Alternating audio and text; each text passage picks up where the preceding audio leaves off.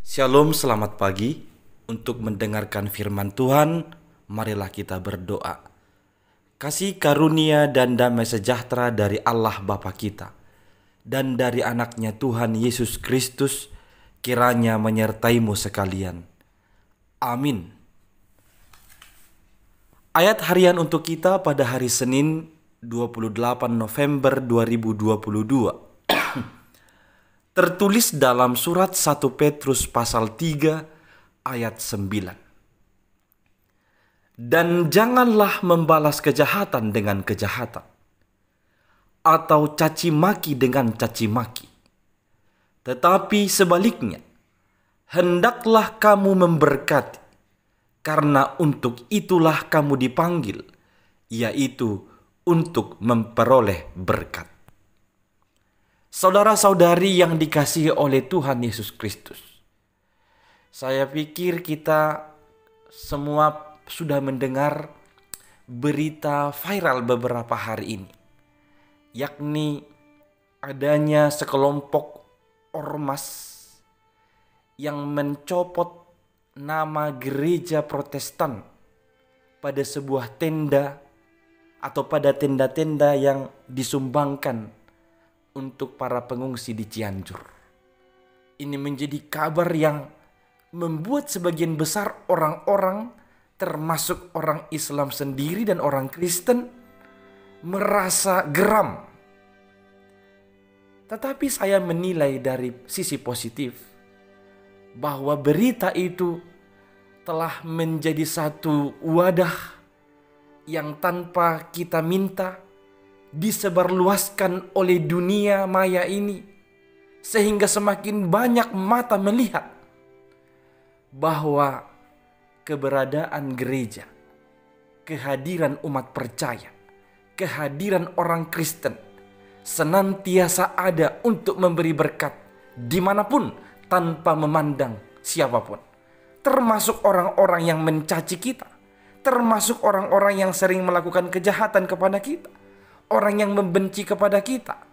Pada saat itu, kehadiran gereja, kehadiran orang Kristen telah menunjukkan panggilan.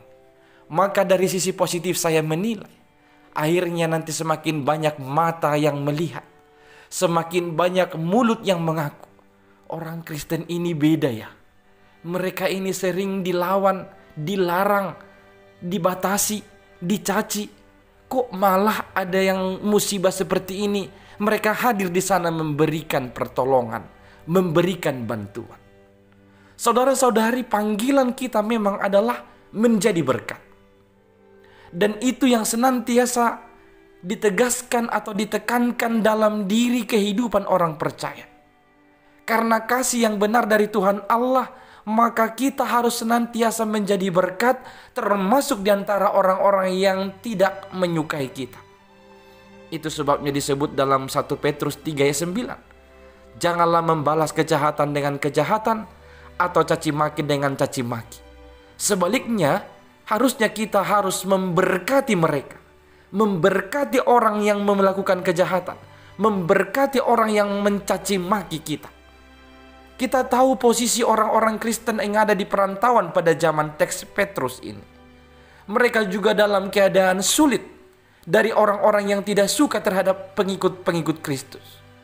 Maka panggilan orang Kristiani di tengah-tengah kesulitan itu ditegaskan, supaya mereka menunjukkan kasih kepada semua orang, menunjukkan berkat atau memberi berkat kepada semua orang. Dan memang inilah yang menjadi keunggulan kita, atau inilah yang membandingkan kita, yang membedakan kita dari yang lain.